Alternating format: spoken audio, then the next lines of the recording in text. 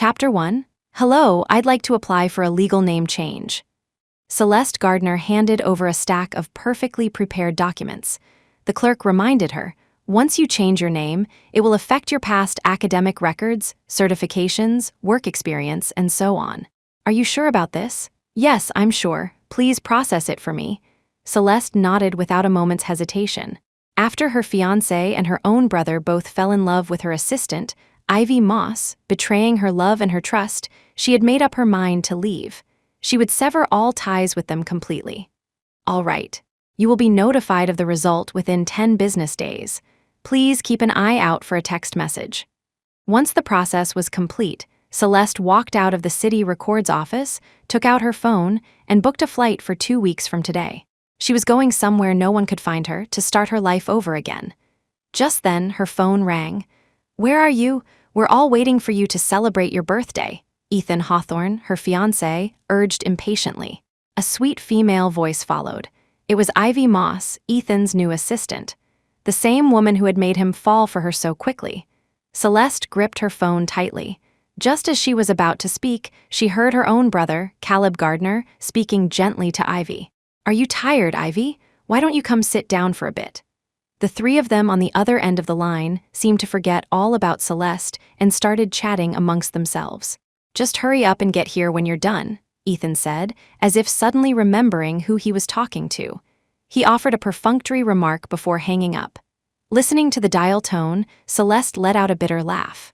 On her own birthday, her fiancé and her brother were fawning over another woman. The restaurant location Ethan had sent was hard to find. Celeste couldn't drive her car in, so she had to walk. By the time she finally arrived, a long time had passed. When Celeste pushed open the door to the private room, she saw Ethan and Caleb gathered around Ivy Moss. The moment they saw Celeste, displeasure crossed both their faces. "What took you so long? We've been waiting forever." "Celeste, didn't I tell you that Ivy wanted to celebrate your birthday with you?" Celeste ignored them, rubbing her hands, which were red from the cold. "This place is so hard to find. It took me half an hour to park, and I still had to walk the rest of the way." "How did you even find this place?" Celeste replied casually. "Oh, I'm so sorry, Celeste." Ivy suddenly burst into tears. Celeste looked at her, confused. Ivy's crying only intensified. "Celeste, I didn't know it was hard to park here. I just thought the food was delicious and wanted to bring you to try it." With that, Ivy walked towards Celeste, reaching out to take her hand. Celeste frowned and instinctively pulled away, but still asked, "You thought it was delicious? You booked this restaurant?" Ivy's hand was left hanging awkwardly in midair, and she began to sob even harder. "Yes, I booked it. I'm sorry, Celeste." Seeing this, Ethan and Caleb rushed to her side, full of concern, each taking one of her hands. "Celeste, Ivy didn't grow up privileged like you did. She went to great lengths to book this place for your birthday. Are you blaming her now?" Ethan's eyes were full of reproach as he looked at Celeste. "Yeah, Ivy went through so much trouble to make you happy. It's bad enough that you're late, but how can you talk to her like that?" Even Caleb looked at her with disapproval. Celeste looked at the two men blaming her and saw nothing but mockery in their eyes. "Ethan darling, Caleb darling, I've never driven before, so I didn't realize Celeste might not be used to a small restaurant like this. Please don't blame her," Ivy said, wiping her tears, her voice choked with sobs. "Did I say anything?" Celeste asked coldly, before Ethan or Caleb could offer their comfort. Ivy looked as if she hadn't expected such a question and began to cry even more hysterically. "No, Celeste didn't say anything. It was my fault for overthinking. I'm sorry." With that, Ivy covered her face and ran out of the room. "Celeste, you've gone too far. Celeste, how could you say that?" One after the other, Ethan and Caleb pushed past Celeste, who was still standing at the door, and chased after Ivy. The push sent Celeste stumbling, and she barely managed to catch herself on the doorframe to keep from falling. The waitress at the door was startled by the scene. "Miss," she asked tentatively, "should we serve the food now?" "Yes, please," Celeste said, rubbing her ankle and offering the waitress a polite smile. Sitting alone in the private room, Celeste stared at the table full of food with no appetite. She loved spicy food, but nearly every dish on the table was sweet, just the way Ivy liked it. Anyone who didn't know better would think it was Ivy's birthday, Celeste sneered, putting down her chopsticks. She opened her phone and looked at the two elderly people on her lock screen, her eyes filled with nostalgia. "Grandpa, Grandma, wish me a happy birthday." Celeste and Caleb had lost their parents at a young age and were raised by their grandparents. After their grandfather died saving Ethan's life, their grandmother's health had declined rapidly. Out of gratitude, the Hawthorne family had taken Celeste and her brother in. And before their grandmother passed away, she had arranged for Celeste and Ethan to be engaged. The three of them had grown up together.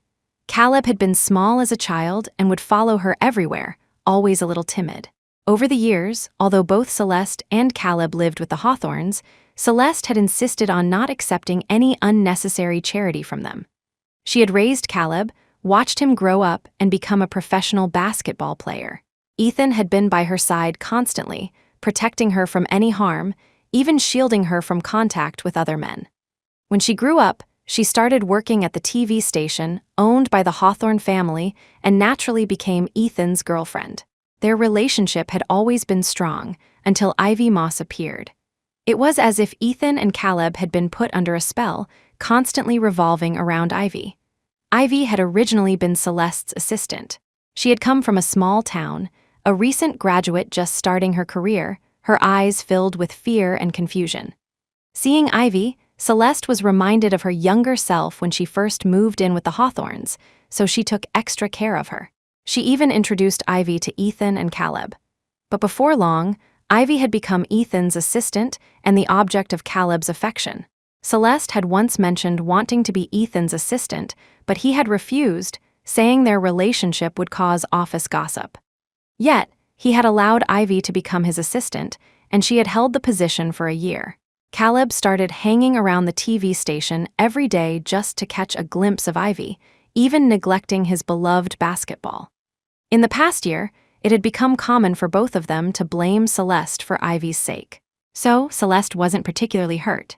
It was only seeing the picture of her grandparents that made her eyes well up. "Grandpa, Grandma, I miss you so much."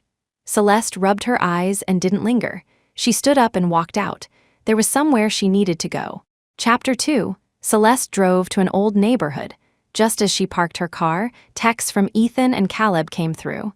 "Why did you leave without eating a single bite?" "Celeste, that was incredibly rude." "Celeste, I finally managed to calm Ivy down. You need to come back right now or she'll get upset again." Celeste rolled her eyes, turned off her phone screen, and got out of the car. "Auntie Miller, I'm here." Celeste walked into a small diner, wiping a bit of grease from the table. "Celeste, you're here the usual?" This little restaurant was the place her grandparents loved to take her and her brother. Celeste had known hardship as a child. How could she possibly look down on the restaurant Ivy had chosen? Thinking of Ethan and Caleb, bewitched by Ivy, Celeste just felt tired. "Cal and Ethan didn't come with you?" Celeste just nodded, and seeing that, Mrs. Miller didn't ask any more questions. A short while later, Mrs. Miller brought Celeste her food, along with a small cake. "I had a feeling you'd come today, so I prepared this early." "Happy birthday, Celeste." With tears in her eyes, Celeste thanked Mrs. Miller. Her phone, sitting on the table, buzzed incessantly. It was Ethan calling. "Celeste, where are you? Get back here right now. Don't disrespect Ivy's kind gesture. I appreciate the thought, but you guys can go ahead and eat. After all, every dish on that table is something Ivy likes." Celeste replied coldly and hung up. Ethan had the phone on speaker, so Caleb heard what Celeste said. Caleb looked at the table full of food, and his expression shifted slightly.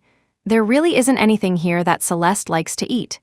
Ethan frowned, feeling a pang of guilt. Seeing this, Ivy immediately started crying again. "It's all my fault. I was only thinking about ordering my favorite dishes and didn't consider Celeste. I just wanted her to try them too." At the sight of Ivy's tears, any trace of guilt Ethan and Caleb felt was washed away. "Ivy, how could it be your fault? You were just trying to share with Celeste. Don't cry." Ethan tenderly wiped away Ivy's tears. Caleb handed her a tissue and picked up a piece of food with his chopsticks. "That's right, Ivy. My sister is just a picky eater. I love this. Yeah, I love it too." After making Ivy laugh, Ethan and Caleb both breathed a sigh of relief. The three of them were enjoying themselves, having completely forgotten about Celeste. But after hanging up the phone, Celeste had lost her appetite. "What's wrong?" Mrs. Miller came over to comfort her. Did Cal and Ethan not come because of that, Miss Moss? Celeste looked up at Mrs. Miller in confusion. Mrs. Miller had no choice but to sit down across from her, her expression grim. They've brought a young woman with the last name Moss here a few times. I just assumed it was because you were busy. Celeste understood immediately. No wonder the two of them hadn't come here with her recently. It was because of Ivy. This was supposed to be their secret spot, yet they had brought a fourth person here without her permission. Don't think about it. Today is your birthday. You should be happy. Seeing Mrs. Miller trying so hard to cheer her up, Celeste's tears finally began to fall. Thank you, Auntie Miller. I feel much better. If you're ever unhappy, you can always come here, Mrs. Miller said, lovingly wiping Celeste's tears. I'm planning to leave. Leave? Where are you going? Abroad, and I'm not coming back. Auntie Miller, please don't tell them, Celeste said, looking at Mrs. Miller with earnest eyes. But if you go all by yourself, will you be able to take care of yourself? Mrs. Miller nodded, but she was still worried. It was already dark when Celeste left Mrs. Miller's restaurant. She turned on her phone and saw a photo Ivy had sent her a picture of the three of them together. Celeste casually turned her phone off, tossed it onto the passenger seat, and started the car to go home. Chapter 3. After they started working, Celeste, Ethan, and Caleb had all moved in together. As she walked up to her bedroom on the second floor, she noticed a light on in the guest room next door, which had been empty for a long time. Celeste called the housekeeper over to ask, "Hasn't that room been vacant for a while?" "Mr. Hawthorne and Mr. Gardner said a friend was coming to stay, so we just prepared it today." Celeste then remembered a conversation from a week ago when Ethan had brought it up at the dinner table. "Ivy can't find a place to live right now. I was thinking of letting her stay here for a couple of days." Even Caleb had chimed in, "Celeste, this house belongs to Ethan." Celeste hadn't said anything at the time, and the conversation ended without a resolution, so she had forgotten about it. She never expected that Ivy would be moving in so soon. Out of sight, out of mind. She walked into her own room. It didn't matter, she would be gone soon anyway. They could do whatever they wanted. The next day, Celeste opened her bedroom door and saw Ivy standing there. Seeing that they were alone, Ivy stepped forward, her eyes full of provocation. "Did you have a nice birthday yesterday? Does it bother you that I'm living here now?" "Yesterday, I mentioned I'd never driven before, and Caleb immediately bought me a car. And Ethan took me shopping at the Hawthorne family's department store. After all, I needed to be compensated for you rejecting my kind gesture." Celeste looked at Ivy's smug face, not wanting to get entangled with her. She tried to walk past her and go downstairs, but Ivy's sharp, cruel voice rang in her ear. It must be nice to have such useful grandparents. Too bad they didn't last long, but at least they managed to set you up for life before they kicked the bucket. Slap Celeste's eyes were bloodshot as she glared at Ivy, having just slapped her across the face. Ivy clutched her cheek and immediately burst into tears. "Celeste, what are you doing?" "Celeste," the voices of Ethan and Caleb, filled with rage and disbelief, came from behind her. At that moment, Celeste was so enraged by Ivy's words that she had lost all reason. Before Celeste could finish, Ivy ran to Ethan and Caleb, clutching her face. "Celeste is still angry with me. She doesn't want me to live here. I should just leave." How could Ethan and Caleb bear to see Ivy so wronged? "Celeste, I know you don't like Ivy, but I never thought you would actually hit someone," Ethan said, his eyes filled with contempt. "She insulted my grandparents. Why shouldn't I hit her?" Celeste clutched her chest, struggling to breathe. How could Ivy say such things? She could tolerate her stealing her fiancé and her brother, but she would absolutely not allow her to slander her grandparents. Celeste saw Ivy nestled in Ethan's arms, giving her a triumphant smile, and was about to lunge forward. Caleb glanced at Ivy and, without a second's hesitation, blocked Celeste. "Celeste, Ivy isn't that kind of person. Even if you don't want her living here, you can't use Grandma and Grandpa as an excuse." Caleb's words were like a bucket of ice water poured over Celeste, chilling her to the bone. "You're saying I'm using Grandma and Grandpa as an excuse?" Celeste stared at Caleb in shock, then let out a laugh, repeating in disbelief, "You're saying I'm using Grandma and Grandpa as an excuse? Ivy doesn't know anything about our past." "Celeste, stop making a scene." Celeste shoved Caleb away and looked at them both. "You don't believe me?" "Caleb is right. Ivy doesn't know anything. Stop being unreasonable and apologize to her," Celeste, hitting someone is wrong no matter what. Apologize to Ivy, and then can't the four of us just get along? Utterly disappointed, Celeste stopped looking at them, turned around, went back to her room and locked the door. She could still hear Ivy outside, adding fuel to the fire, crying about how wronged she was, sobbing so hard she could barely breathe. Chapter 4. By the time Celeste had calmed down, Ivy and the other two were long gone. There was a plate of food left for her on the dining table, with a note beside it in Ethan's handwriting. Mom and Dad want to discuss our wedding plans. Come to the main house tonight. Stop being angry with Ivy. Be good. This was Ethan's habit. Whenever they argued, he would write her a letter to comfort her. He felt it was more sincere that way. But now, looking at it, Celeste only saw hypocrisy. He was talking about discussing their wedding, but what about Ivy? Celeste crumpled the paper into a ball and threw it in the trash. When Celeste arrived at the TV station, she went straight to her boss's office. Chief D, you were looking for me. Your proposal was approved. You can start preparing for next week's interview, Diane Davis said, handing Celeste a stack of files. And, Diane pulled out another piece of paper, looking somewhat conflicted. I've approved your resignation, but are you sure you don't want to tell Mr. Hawthorne? Chief D, you know why, Celeste said with a forced smile. I suppose so. Ever since that Ivy Moss showed up, this whole place has been a mess. I don't know what Mr. Hawthorne is thinking. Diane sighed. So, what are your plans after you leave? I'm planning to go abroad. I'll figure out the rest when I get there, Celeste said, a look of relief on her face. Diane looked at Celeste with sympathy, but knew there was nothing she could say. I know a few people overseas. If you need anything, I can make some introductions for you. Thank you, Chief D. Celeste was genuinely grateful. This is your last interview with the company. Take care of your voice. Diane added a few more words of advice before letting Celeste go. On her way back to her desk, Celeste mentally ticked off the preparations she needed to make before leaving the country. Before her legal independence was finalized, the only thing left was the matter of her engagement to Ethan. The thought of it actually made her feel a little lighter. After all, Ethan's attention was entirely on Ivy now. He would probably agree, right? After work, Celeste got into Ethan's car, which was already waiting for her. Celeste, about this morning. As soon as she got in, Ethan brought up her conflict with Ivy. But her mind was completely focused on ending the engagement. She had no desire to argue about who was right or wrong with Ivy, so she took the initiative. I was impulsive this morning. There were better ways to handle it. Like recording the conversation, Celeste added silently, Celeste, I'm so glad you see it that way. If you and Ivy can get along, that's better than anything. Ethan's voice was filled with pleasure, and he reached over to take her hand. Celeste quickly continued, Ethan, are you in love with Ivy Moss? Ethan's expression changed for a split second. It's Caleb who, if you're in love with Ivy Moss, let's call off the engagement. Celeste had expected Ethan to agree with delight. But to her surprise, upon hearing her words, Ethan slammed on the brakes right in the middle of the road, causing the cars behind them to honk furiously. Amidst the blaring horns, Ethan came to his senses and started the car again. Celeste, what are you talking about? I will never call off our engagement. Why not? Why? Celeste, we've been together for so long. You know this, I love you. I've always wanted to marry you. Ethan's reply was earnest, but Celeste's heart turned cold.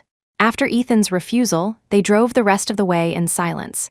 Just as they were approaching the gates of the Hawthorne estate, Ethan received a phone call. Chapter 5. Ethan, Ivy's hurt. You need to come quick. Caleb's voice was anxious and panicked. But I'm supposed to with your sister tonight? You can talk about your things anytime. Ivy's in really bad shape right now. Caleb's voice suddenly rose. Caleb darling, don't call him, I'm fine. Ethan darling has something important to do today. Ivy's voice was weak. Of course, Celeste knew what she was up to. She sat in the passenger seat, waiting to see how Ethan would react. Ethan's face was troubled as he looked at Celeste. Celeste smiled brightly, grabbed her bag, and got out of the car. You should go see her. Seeing that Celeste agreed, Ethan didn't hesitate for a second. He restarted the car and sped off. Celeste watched the car disappear into the distance, her face expressionless. She took out her phone and dialed a number she had saved a long time ago. Hello, is this the Sterling Law Group? Celeste sat in the law firm's meeting room, waiting as the lawyer in front of her reviewed the documents. Miss Gardner, this engagement agreement is very much in your favor. If you wish to terminate it, you can do so unilaterally at any time. Hearing this, the weight on Celeste's chest finally lifted. Then please help me terminate it unilaterally. Of course, the termination documents should be drafted by next Monday. Would you like to pick them up, or should we mail them to you? Celeste thought for a moment, then glanced at the date she had booked her flight. In that case, could you please mail them to this address next Sunday? By next Sunday, she should be on a plane out of the country. She looked forward to seeing Ethan's expression, though it was a shame she wouldn't be there to witness it. When Celeste got home, she saw Ethan's private doctor bandaging Ivy's wrist. Ethan and Caleb were hovering around Ivy, full of concern. They didn't even notice Celeste until she was close. "Celeste, I'm so sorry. I messed up your plans with Ethan, darling." Ivy struggled to sit up, her eyes glistening with tears. Ethan, full of pity, quickly helped her. "Nothing is more important than you being okay. You just get some rest." Caleb, however, watched the two of them with a dark, unreadable expression. "As long as you're all right, get some rest," Celeste said, not wanting to linger. She turned and headed for her room. Just as she reached her door, Caleb approached her. "Celeste." Celeste looked at him questioningly. "What is it?" "Celeste, you and Ethan should call off the engagement." Caleb's words were firm, but he couldn't bring himself to look at her. Celeste froze. "Why?" "Both Ethan and I like Ivy. She's very concerned about your engagement to him, and she keeps refusing to be with me because of it." Caleb seemed to have gathered a great deal of courage as he finally looked up. "Celeste, for my sake, stop clinging to Ethan." "Clinging to him?" Celeste let out a cold laugh. "Is that how you've always seen me?" "Isn't it true?" Caleb looked at her. "If you break off the engagement, I can compete with Ethan fairly, and then Ivy might agree to be with me." "You, ha," Celeste laughed, utterly infuriated by Caleb. Caleb lowered his head. "Caleb, it's true that we've received a lot of help from the Hawthorne family over the years, but I believe I haven't wronged anyone." Celeste stepped closer to him. "I took care of you, and the allowance I gave you came from the money Grandma and Grandpa left us. And now you say this to me. Ethan and I fell in love naturally. How did it become me forcing him to be with me in your eyes? How am I standing in the way of Ethan and Ivy? Why don't you say that Ivy is destroying my relationship with Ethan? If it weren't for the debt of gratitude for my grandfather, you and Ethan would never have been engaged in the first." Before Caleb could finish, Celeste's hand struck his face. Get out. After Caleb left, Celeste collapsed onto her bed, exhausted. She had never imagined that after their grandparents passed away, the brother she had cared for over a decade would think of her this way. Chapter 6. When Celeste woke up the next morning, the house was empty. She sent a text to Ethan and Caleb, reminding them that they were supposed to visit their grandparents' graves over the weekend. Then, Celeste went to the study to work on her interview script. As she turned on her computer, she didn't notice that the remote access software had also been activated. After finishing her script, she noticed a video file on her desktop. Puzzled, Celeste played the video. The timestamp showed it was from the previous night. The screen showed Ethan, Caleb, and Ivy. It was clear that both men were drunk. Ivy sat between them, glanced suddenly in the direction of the camera, and then spoke to Ethan. "Ethan, darling, I'm so sorry for keeping you from your important family meeting today. It wasn't a big deal. After all these years, everything that needs to be prepared is already done." Ethan slumped over the table, waving his hand dismissively. "But won't Celeste be upset? What does she have to be upset about? Whether we talk about it or not, the outcome is the same. I'm going to marry her." Ethan sat up and took another drink. "Well, you two do have an engagement agreement." "Ha, an engagement agreement. Because of that agreement, how many years has Celeste dragged me along? She's just taking advantage of the fact that I love her. She thinks no matter what she does, I'll still marry her." Ethan's tone suddenly changed, and he even started contradicting himself. "But why do you two have an engagement agreement in the first place?" Ivy sensed something was off with Ethan and quickly changed the subject. "Her grandfather saved me. Then her grandmother passed away not long after. I couldn't just watch her struggle like that. After all, it was because of me." "So, Ethan, darling, did you agree to marry Celeste to repay a debt of gratitude?" Ivy's question was highly suggestive. In his drunken haze, Ethan simply nodded. "My sister, she's always like that, always acting so high and mighty." Caleb didn't finish his sentence, but Celeste couldn't watch anymore. She closed the video. A moment later, her phone rang. It was Ivy. Celeste answered the call, simultaneously turning on the call recorder. "Did you see the video on the computer?" Ivy's triumphant voice came through. "What are you trying to do?" Celeste asked. "I just couldn't bear to see you kept in the dark. Do you know why Ethan wants to marry you now? Just because of a promise, he's willing to throw his whole life away, and you're the one to blame. Why is that fair? You weren't the one who saved him, but you're the one reaping all the benefits. Why is it that just because you were born a few minutes earlier, you get to control Caleb darling all the time? Caleb said you're clinging to Ethan, using the debt of gratitude as leverage. Is he wrong? Isn't that the truth? Why do you have everything? Can't you just disappear from Ethan and Caleb's lives? Oh, by the way, I saw your text. You drag Ethan Darling and Caleb Darling to visit that old man and old woman every year. Did you ever ask them if they wanted to go? But I guess that's normal. After all, it's because of your so-called grandparents that you get to live such a good life, isn't it? You just want to project this image of being a kind person, don't you? Do you have any idea how much of a hypocrite you are? Ethan and Caleb both said they're not going to visit the graves anymore. You can go play your little filial piety game by yourself. Ivy didn't care if Celeste responded. She just kept ranting on her end of the line. Celeste listened to Ivy's frantic outburst, simply replied, "How boring," and hung up. As if provoked, Ivy began bombarding Celeste's phone with messages. Chapter 7. Celeste left her phone, which was vibrating wildly, in the study. Since she knew Ethan and Caleb wouldn't be back for a while, she decided to use the opportunity to pack her things. Celeste pulled a cardboard box out of the storage room. It was filled with photos and gifts they had exchanged over the years. She initially wanted to burn the photos, but after a moment's thought, she got a pair of scissors instead. Celeste carefully cut herself out of every photo, placing the cutouts in a small box to take with her. She also picked out all the gifts she had bought that were in the box. As she passed by Ivy's room, Celeste paused. In the end, she quietly pushed open Ivy's door. Standing at the entrance, she could see that a lot of thought had gone into decorating the room. Just as Celeste was about to leave, she heard Ivy's voice. "What are you doing?" Celeste whipped around and was relieved to see that Ivy was alone. "Ethan and Caleb are downstairs," Ivy said, pushing past Celeste. She made no effort to hide her true nature as she walked straight into the room. "Why don't you come in and have a look? The closet is so full of clothes your brother bought me that it won't even close. See this bracelet? Look familiar. Ethan bought it for me at an auction for $3 million. He got angry when I told him I didn't want it." Ivy casually pointed to things around the room, flaunting Ethan and Caleb's affection for her. Looking at Ivy, Celeste felt an involuntary pang of bitterness. She didn't want to stay any longer. All she wanted was to go back to her room. But suddenly, Ivy grabbed her hand. While Celeste was still stunned, Ivy placed the bracelet in her palm. The next moment, the bracelet broke in her hand, its decorative charms scattering all over the floor. "Celeste!" Ethan's roar of anger brought Celeste back to her senses. Caleb also rushed over, putting his arm around Ivy and demanding, "Celeste, what are you doing?" "Celeste wanted this bracelet, but it has a special meaning to me, so I didn't want to give it to her. I never thought—" Ivy didn't finish her sentence, but Ethan and Caleb immediately filled in the blanks.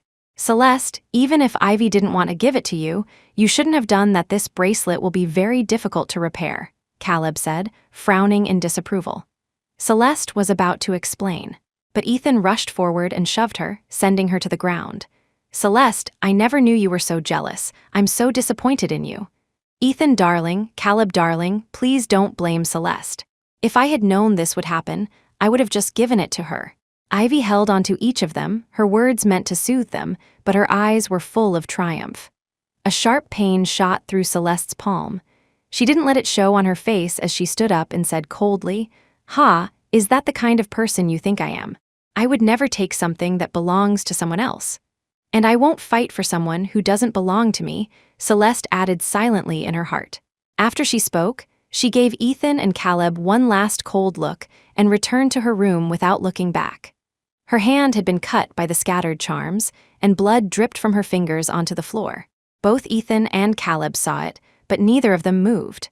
Celeste had always been afraid of pain, Even a small scrape as a child would make her cry for a long time. But her reaction now left both of them feeling uneasy. Maybe getting hurt will teach her a lesson. Then she won't bully you anymore, Ethan said to Ivy, though his brow furrowed slightly at the thought of Celeste's hand. My sister is strong.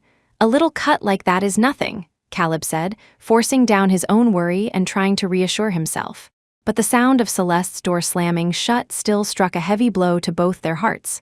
Chapter 8. As expected, Ethan and Caleb didn't show up on the weekend. Celeste wasn't angry. She took a black coat from her closet and drove to the cemetery alone. She brought her grandparents' favorite foods and knelt before their gravestones, gently wiping them clean.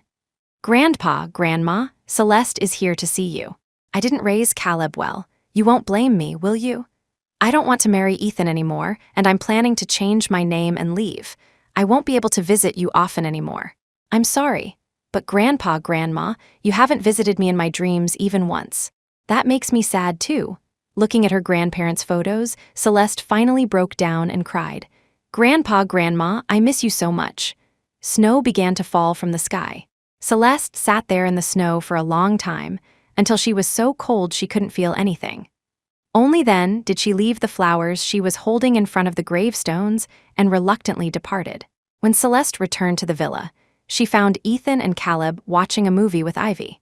Seeing Celeste dressed in black, they finally remembered what day it was. Celeste, why didn't you call us?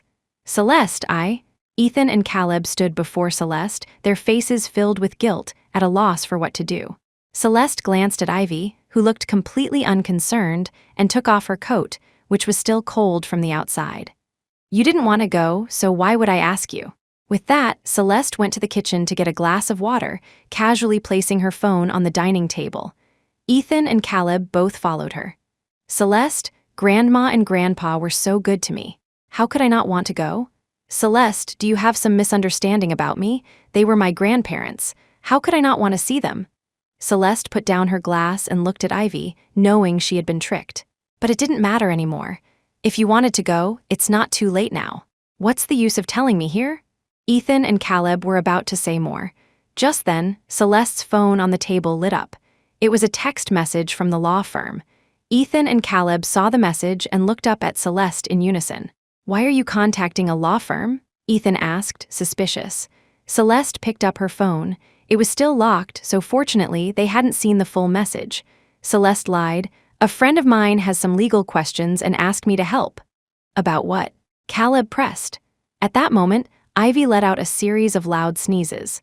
Distracted by their concern for Ivy, Ethan and Caleb lost interest in questioning Celeste further. Celeste watched them fussing over Ivy, looking for medicine, shook her head, and went back to her room. The lawyer sent the documents Celeste had requested. After she confirmed them, the firm replied quickly. Miss Gardner, if you confirm there are no issues, the firm will draft the official documents tomorrow and mail them to you on Friday. Thank you. I appreciate you handling this for me on a weekend. After thanking the lawyer, Celeste lay down on her bed. She stared at the ceiling.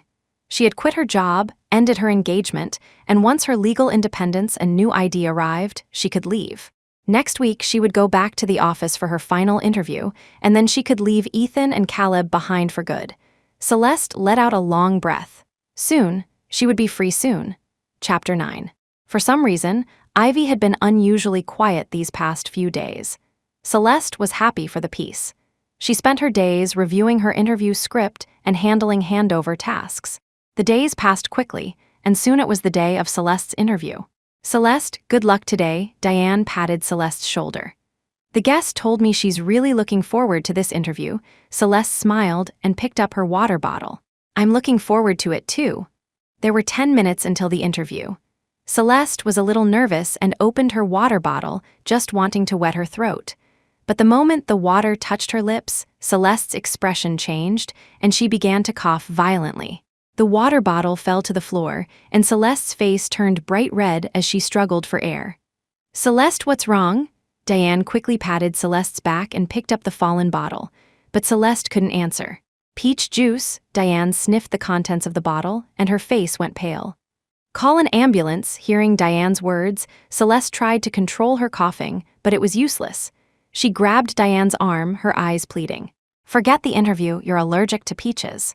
Your life is more important. Diane ignored Celeste's pleas and insisted on getting her into the ambulance. By the time Celeste was in the ambulance, her heart rate was already abnormal. Diane sent a staff member to go with her while she rushed back to deal with the aftermath. Just then, Ivy appeared. "Chief D, what happened to Celeste?" "It's none of your business." Diane was already furious at the sight of Ivy. If it weren't for her, Celeste wouldn't have resigned. But Ivy grabbed Diane's arm. "I can do Celeste's interview." "Celeste prepared for so long, I've only seen the latest script once." "What can you do?" Diane didn't want to argue. She frowned, shook off Ivy's hand, and tried to leave. But Ivy began reciting Celeste's interview script verbatim. Diane stared at Ivy, and in an instant, she understood everything. "That peach juice? What peach juice? The interview is about to start. Besides me, you can't find anyone else to fill in, can you?" The smile on Ivy's face was jarring, but Diane knew it was true. She couldn't find a replacement right now, so she had no choice but to agree. She glanced at Ivy's outfit, her eyes filled with contempt. "It looks like you've been prepared for this for a while. Go on." Ivy smiled triumphantly and threatened Diane, "You'd better not let anyone else know, or you won't be able to keep your job." Diane was livid. "Aren't you afraid you'll kill someone?" "Chief D, what are you talking about?" "I have to go prepare for the interview," Ivy said, her tone even more arrogant. Diane knew that Ivy had become spoiled and arrogant. For a moment, she was actually glad that Celeste had resigned. As she had wished, Ivy took Celeste's place in the interview chair, her expression proud. "Where's Celeste?" Ethan suddenly appeared behind Diane. Diane turned to see both Ethan and Caleb looking at her questioningly. Celeste had an allergic reaction. How could she be so careless? Ethan frowned, his tone tinged with blame. "She's a grown woman. Doesn't she know what she can and can't eat?" "Ivy had to come and save the day," Caleb said, his eyes full of admiration as he watched Ivy. Diane secretly rolled her eyes and ignored them. After the interview, Diane rushed to the hospital to see Celeste. "How are you?" "The doctor said the peach juice was almost pure. If I had gotten here any later, I could have suffocated." Celeste looked much better, but the red marks on her face were still alarming. "Chief D, I'm sorry. I must have grabbed the wrong bottle. How did the interview go?" "It wasn't your fault at all. Ivy switched your water." Diane was furious just thinking about Ivy. "It seems she also stole your script. She ended up doing the interview in your place." Celeste looked up in shock. Thinking about the strange remote access on her computer and Ivy's behavior over the past few days, she laughed at her own expense. "I never thought she had it in her." "Don't be too upset. The guest said she'd be happy to work with you again in the future," Diane said, trying to comfort her. Celeste gave Diane a reassuring smile. "It was my own carelessness. I'm just sorry for causing you so much trouble. It's not like you did it on purpose. Now that I think about it, it's a good thing you resigned. Before I came here, I asked Mr. Hawthorne and your brother if they wanted to come see you." Diane looked at Celeste and sighed sympathetically. "Mr. Hawthorne and your brother said you have allergic reactions all the time and went to dinner with Ivy. They didn't even plan on visiting you." "It's okay, I'm used to it." Diane had other things to attend to, so after sitting with Celeste for a while, she left. "Celeste, get some rest for a couple of days. We were lucky Ivy was there to step in for you today.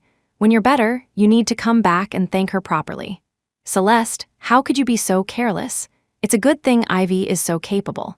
I'll stay with her for a couple of days. You take care of yourself." Celeste looked at the messages from Ethan and Caleb, a cold smile forming on her lips. She stayed in the hospital for another day before checking out.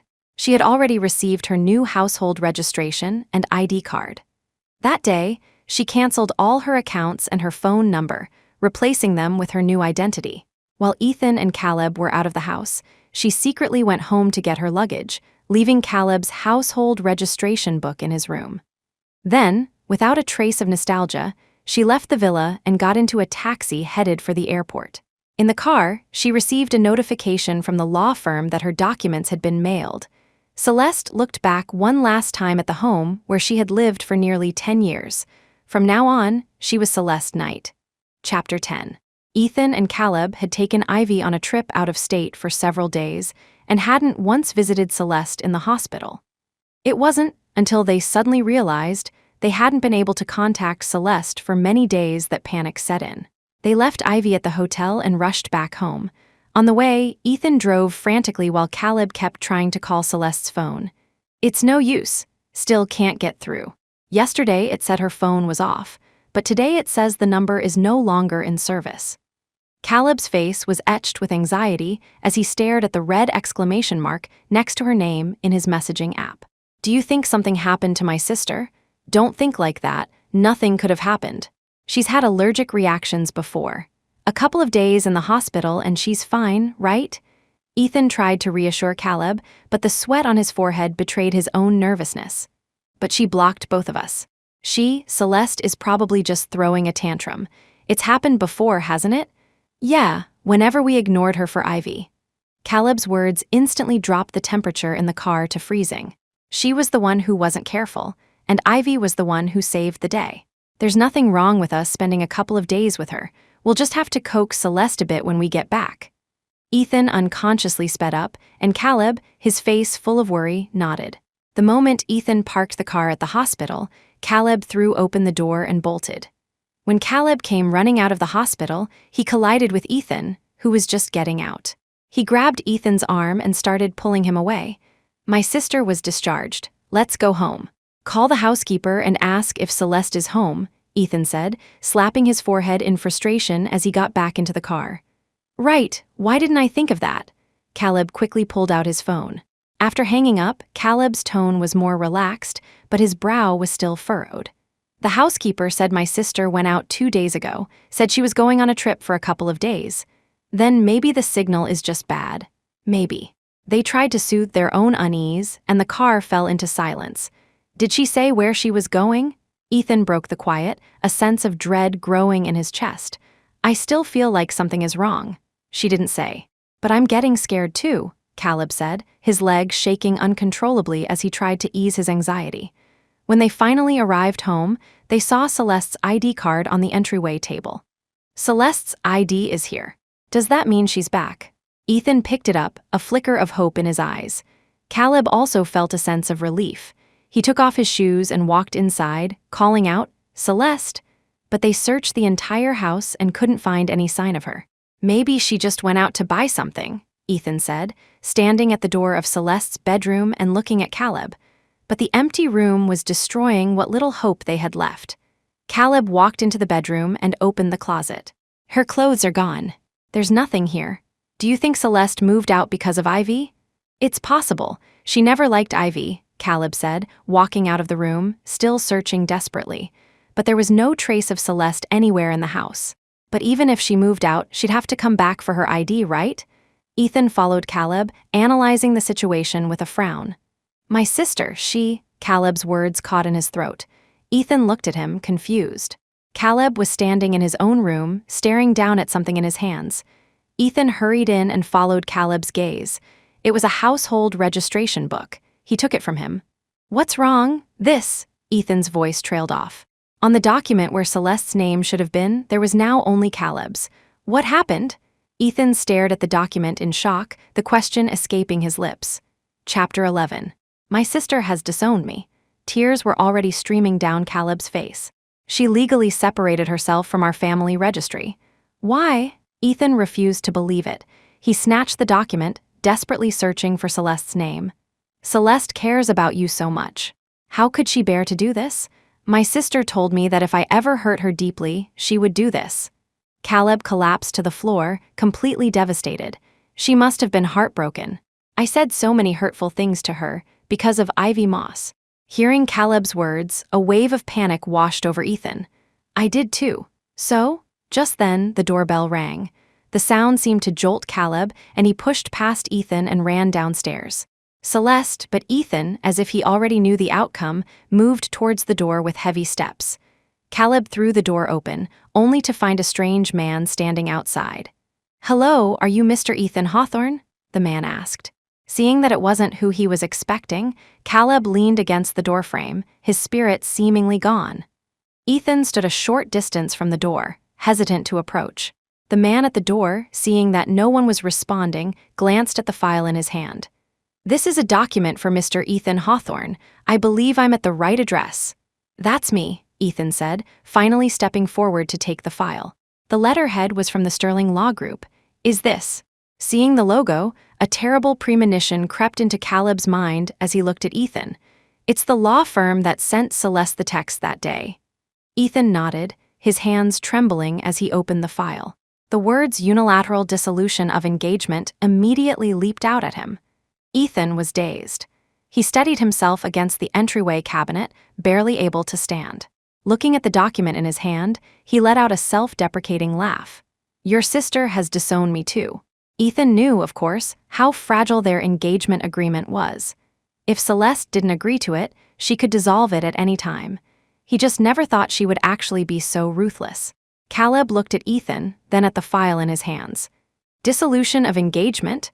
In an instant, the blood rushed to Caleb's head as he remembered what he had said to Celeste. My sister really ended the engagement. Hearing Caleb's words, Ethan suddenly realized something. What did you say to her? Caleb swallowed nervously. Ivy, can you just spit it out? Seeing Caleb stammering, Ethan grabbed him by the collar in frustration. I confessed to Ivy. Did you know that?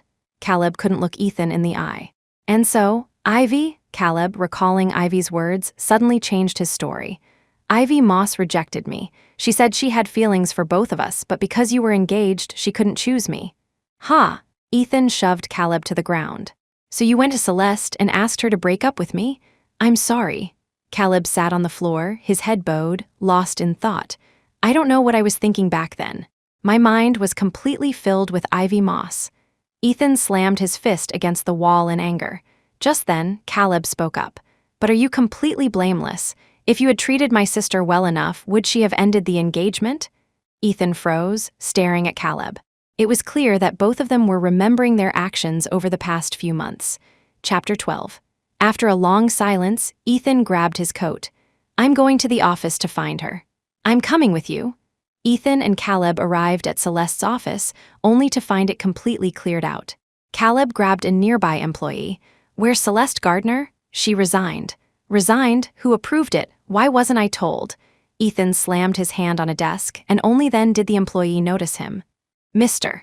Hawthorne, Chief D approved it. Ethan and Caleb exchanged a look and then strode towards Diane's office. Seeing Ethan and Caleb burst in, Diane's expression remained unchanged. Mr. Hawthorne, Caleb, have a seat. But Ethan walked straight up to her, planting his hands on her desk and demanding, Where is Celeste? Caleb stood behind him, frowning. She resigned. Getting the same answer, Ethan could only slam his fist on the desk to vent his anger. Who gave you the authority to approve her resignation without my permission? He yelled. Diane didn't rush to answer. She typed for a moment, then turned her monitor around. Your executive assistant, Ivy Moss, personally approved it. What, Mr. Hawthorne, you didn't know? Seeing Ethan's look of disbelief, Diane leaned back in her chair and said sarcastically, It seems Assistant Moss's authority has grown so much that she can even bypass the president. What are you talking about? Ethan glared at her. Exactly what I said. I told her this required your personal approval, but Assistant Moss informed me that she could make the decision. Diane shrugged. If you don't believe me, go ask her. Of course, Celeste was happy for you not to know, so I agreed. Aren't you afraid I'll fire you? Ethan was infuriated by Diane's attitude. Fire me? Then I don't want to work for a boss who allows another woman to bully his own fiancé. Diane slammed her hand on the desk and stood up, meeting Ethan's gaze. Bully? Ever since Ivy Moss became your assistant, she's been coming back here to cause trouble. If she wasn't deleting Celeste's prepared scripts, she was making Celeste do menial tasks, claiming you ordered it. I just don't get it. She's just an assistant. When did she become so powerful? She even stole Celeste's script to snatch her interview and replace the water in her bottle with peach juice. Do you have any idea that if Celeste had gotten to the hospital a moment later, she could have suffocated? But what did you two do? Not only did you not care about Celeste, you went off with Ivy Moss. I nearly threw up when I heard what you said back then. And now, you have the nerve to come here and ask me where Celeste went. One of you is her fiancé, the other is her brother, and neither of you knows. How would I know? Diane, who had always been fond of Celeste, finally unleashed all her pent-up anger at the two men standing before her. Ethan and Caleb were so stunned by her tirade that they didn't know how to react. Finally, Ethan muttered, Suffocated? What Ivy Moss did was attempted murder after being Celeste's assistant for so long. How could she not know what Celeste is allergic to? What was her real intention with that peach juice? If you want to fire me, feel free. If you have no other business, I have work to do. I won't keep you. Diane made it clear they were not welcome. As Ethan and Caleb left her office, they were still in a state of shock. How could Ivy Moss dare? Ethan gritted his teeth in anger. My sister was almost killed, Caleb said, terrified by the thought. Ethan patted Caleb on the back, his voice filled with exhaustion. Where else could Celeste have gone? We have to keep looking. Caleb thought for a moment. Auntie Miller's restaurant. They looked at each other, a flicker of hope in their eyes, and both ran out of the building. Chapter 13. Diane, don't be angry. I'm fine now, aren't I? After Ethan and Caleb left, Diane had called Celeste. You have no idea. Just looking at those two makes me so angry. How dare they have the nerve to come to me looking for you? Celeste put down her coffee and chuckled softly. Thank you, Chief D. What for? How are you settling in the U.S.? Diane asked, rubbing her temples, her voice softening. It's great. No one knows me here. I just wake up and wander around every day, Celeste said, stretching. Her voice was lazy and relaxed. Well, you be safe on your own. If you decide you want to work, I can help you find someone, Diane said, relieved to hear Celeste sounding so at ease. Celeste playfully charmed Diane, and they chatted for a little while longer before hanging up. Sitting in a coffee shop filled with white people, Celeste still felt a little lonely. Talking with Diane had been a great comfort. Meanwhile, Ethan and Caleb had arrived at Mrs. Miller's restaurant. Auntie Miller Caleb rushed into the diner. Has my sister been here? Mrs. Miller came out from the kitchen. Seeing Ethan and Caleb, her expression soured. Have a seat. Celeste said you would definitely come and left something for you with me. Mrs. Miller then took out a manila envelope and handed it to Caleb. Your sister left this for you. Caleb looked at the envelope, which was identical to the one Ethan had received, and hesitated to take it. Mrs. Miller placed it directly on the table. You too, really? I'm not an educated woman and I'm not good with words, but my heart aches for Celeste. On her birthday, she came here all by herself to eat a bowl of noodles. You two were with another woman, weren't you? How could you do that? Ethan and Caleb hung their heads, unable to look Mrs. Miller in the eye. And I have to say, I don't think that Miss Moss is a good person. I saw her sending Celeste a lot of messages. The look in Celeste's eyes at that moment, it broke my heart to see. As she spoke, Mrs. Miller wiped away a tear. I watched you and your sister grow up. Your grandparents passed so suddenly. I thought it was a good thing that the Hawthorne family could help you, but who would have thought? Ethan, I'm practically family to Celeste. Seeing you treat her like this makes me so angry. But there's nothing I can say, so I just have to worry. I'm sorry, Ethan said, his voice muffled. Cal, you and your sister have relied on each other for so long. How could you abandon her for another woman? Celeste is the only family you have left in this world. Forget everyone else. How could you break her heart like that? Listening to Mrs. Miller's words, Caleb was already sobbing uncontrollably, wiping his tears away with his hands. Auntie, do you know where Celeste went? Ethan asked, seeing that Caleb couldn't speak. It was the question that weighed most heavily on both their minds. Celeste only told me she was going abroad. She didn't say where. Mrs. Miller pushed the envelope towards Caleb again. Take a look. It's what your sister left for you. Only then did Caleb find the courage to pick up the file. With trembling hands, he opened the envelope. Affidavit of voluntary relinquishment of property inheritance rights. When Caleb read those words, he could no longer hold back and broke down completely. Celeste said that even though she's angry with you, she still wanted to leave your grandparents' house. She also said she won't be able to come back often and asked you to visit your grandparents for her from now on. Mrs. Miller wiped her own tears as she relayed the message, which only made Caleb cry harder. Ethan's eyes were also red. He asked tentatively, Did Celeste leave anything for me? Chapter 14. Mrs. Miller looked at Ethan and sighed. Celeste said she's not someone who repays kindness with obligation. She doesn't want you to be with her, out of a sense of duty. She also said she's disappointed and doesn't love you anymore, so she ended the engagement to set you free. When Ethan and Caleb left Mrs. Miller's restaurant, it had started to snow. Ethan, you should go back. I want to go home and see the old house, Caleb said, sniffling, his voice trembling as he tried to control it. Ethan knew, of course, that Caleb was talking about the place they had lived as children. "I'll go with you. I want to see the place where Celeste grew up too." Caleb didn't refuse, simply turning and walking into the adjacent neighborhood. "You haven't been back much since you and Celeste moved in with the Hawthorns, have you?" "My sister still came back sometimes. She told me not to tell you so you wouldn't overthink it." Caleb walked ahead, explaining, "Because if I told you, you would think of Grandma and Grandpa." "I know." Ethan understood Celeste's intentions. "Caleb, I will find Celeste, no matter where she goes. Not only do we have to find her, but I'm going to make Ivy Moss pay." At the mention of Ivy, both of their breathing grew heavy. Ethan said viciously, "After what she did to Celeste, I won't let her get away with it." Caleb opened the door to the old house. The interior was just as it had always been. "What's this doing here?" While Caleb was taking off his shoes, Ethan spotted a cardboard box in the room. They were both all too familiar with that box. It held all their memories together. Ethan and Caleb rushed over, but neither of them dared to open it. "What do you think it means that Celeste brought it here?" Ethan's gaze on the box was dark and unreadable.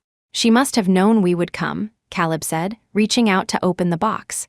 "Whatever it is, we have to accept it. We were the ones who were wrong in the first place." Even though Caleb said this when he saw the photos inside, he still froze for a moment. Ethan also looked into the box. Celeste cut herself out of all of them. Does she really not want to be with us that much? He picked up a photo from the box. Celeste was missing from every single one. It's like she's trying to carve herself out of our memories. Caleb gently traced the edges of each photo, but every memory was still so vivid. Celeste was only a few minutes older than him, but he had always relied on her so much. But now, his sister was angry with him, had abandoned him, and wouldn't even leave him with the memories. Ethan sat on the floor and cried. He hadn't cried when he found out Celeste was gone, nor when she broke off their engagement. But seeing the cut-up photos, he wept. Because he knew how final her decision was, and because he was terrified. He was terrified that Celeste would truly disappear from his life, just like she had from these pictures. "The gifts Celeste bought are all gone too. Yeah, her favorite doll is missing." Ethan and Caleb sat dejectedly on the floor like two soulless shells. Just then, Ethan's phone rang. He took it out. Ivy Moss's name was displayed on the screen. "It's Ivy Moss." Ethan frowned, as if the mere mention of her name disgusted him. "It's time to make her pay," Caleb said coldly. Ethan looked at Caleb and answered the phone. Ivy's voice came through the receiver. The voice he once found sweet now sounded utterly nauseating. "You should come back soon. Caleb and I both miss you." "I'm sure you do." Ethan and Caleb looked at each other and smiled. Chapter 15. "Celeste, how are you doing in the U.S.?" One day, Diane called Celeste again. "I've settled in," Celeste said as she made breakfast. "Do you remember Julian Croft?" "I do." Celeste thought for a moment and remembered who he was. The Croft family was a well-known and powerful business dynasty in the city. Julian Croft was the most outstanding heir of his generation. Celeste had only met him once at a charity ball. "He's also in the U.S. right now. He's planning to start a news agency, and when he heard you were here, he wanted to know if you'd be interested." "Of course, I was just about to start looking for a job. Then I'll give him your contact information, and you two can connect." Diane hung up excitedly.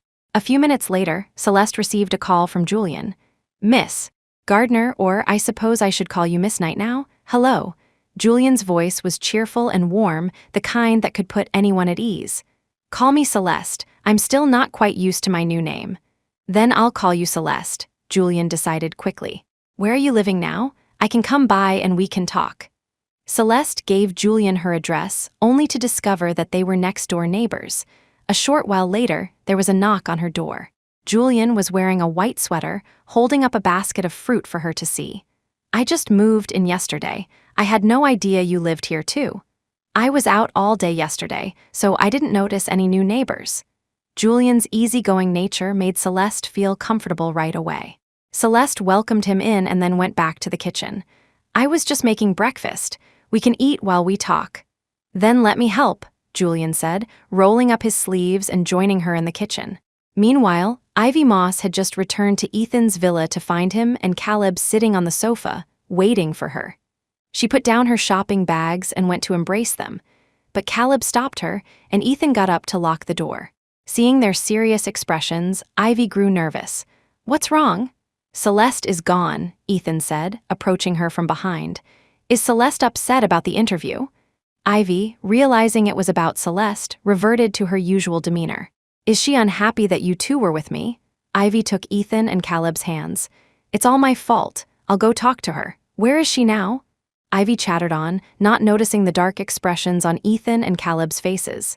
Ethan twisted his hand, gripping Ivy's wrist. "Ivy Moss, what have you done to Celeste all this time?" His grip was painful, and she couldn't break free. "Ethan, darling, what are you talking about?" Caleb grabbed her chin. "Stop pretending. Do you really think we're stupid?" A sense of unease grew in Ivy's heart, but she couldn't admit to what she had done. She had to keep playing dumb. "Ethan, darling, Caleb, darling, you're hurting me. It hurts." As she spoke, tears welled up in her eyes. In the past, the sight of her crying would have had Ethan and Caleb comforting her immediately. But this time, both of them were unmoved. "We were such fools. How did we ever fall for your tricks?" "Yeah, looking back now, your acting was pathetic. It's because of you that we hurt Celeste. It's all because of you. How could I have fallen for a woman like you? Besides giving my sister peach juice and stealing her interview, what else did you do?" Caleb shoved Ivy to the floor and grabbed her by the collar, demanding answers. Ethan simply stood by with his arms crossed, watching her coldly. Ivy looked at the two men before her and knew she was finished. Chapter 16. "Caleb, darling, what are you talking about? I would never do those things. You must have misunderstood me." Ivy knelt on the floor, her face a mask of innocence. Seeing her act, Ethan let out a cold laugh and turned to grab a stack of files. "Then see for yourself what this is." With that, Ethan threw the files at Ivy's face. Ivy dazedly picked up the papers from the floor. They contained not only her call logs with Celeste, but also a detailed record of everything she had done to her. She didn't know how Ethan had found out, but she had to admit his investigation was thorough. "Ethan, darling, this is all fake. I would never do something like this." Ivy grabbed Ethan's pant leg, still trying to argue. Ethan kicked her away and she scrambled over to Caleb. "Caleb, darling, you don't believe me either. You know me so well. You know what kind of person I am. Know you, I don't know you at all. How could I have ever thought that you were such a malicious woman?" Caleb grabbed Ivy by the collar, slapped her across the face, and cursed, "You murderer." Ivy was stunned by the slap. She clutched her face, tears instantly streaming down her cheeks, her expression one of utter shock. "You hit me, so what if I hit you? If I could, I would make you disappear from this world." As he spoke, Caleb's hands went straight for Ivy's throat. Ethan just stood by, watching coldly. Only when Ivy's face began to turn purple did Ethan stop Caleb. "That's enough. Keep her alive. When we find Celeste, we'll make her apologize in person." Caleb finally loosened his grip, but his hands remained on Ivy's neck. Ivy could finally breathe again, but she was terrified. She started screaming, "You two are insane. Do you think Celeste left because of me? Are you blameless?" Ivy struggled frantically, and in the chaos, her nails scratched Caleb's face. Caleb cried out in pain and threw her across the room. Ethan stepped forward and kicked her. "If it weren't for you, why would Celeste have left? What did we do wrong?" Ivy clutched her stomach, wiped the blood from her lip, and started to laugh. "As if it's all my fault, but you were the ones who believed everything I said without question. You were the ones who made Celeste unhappy every time." "What did I do? I just said a few words and drove a wedge between you. If you really loved Celeste, would you have been so easily manipulated by me?" Ivy lay on the floor, struggling to breathe, but every word she spoke was the truth. "You were the ones who didn't believe Celeste. You were the ones who let her be wronged. You were the ones who didn't visit her in the hospital. You two men, when things go wrong, you don't look at yourselves. You just find a woman to take it out on. What kind of men are you? A couple of useless madmen. You can't find Celeste, can you? Let me tell you, she even changed her name just to get away from you. And you want me to apologize when you find her. Don't make me laugh. Find her first." Having vented her fury, Ivy lay on the floor and laughed hysterically. "Changed her name?" Ethan grabbed Ivy by the hair.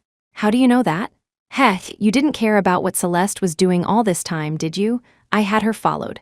How else do you think I stole her script? How else did I switch her water? She was lucky to survive. If it had been just a little longer, she would be dead, you know. After all, it wasn't just peach juice." Chapter 17. "What did you say?" "What?"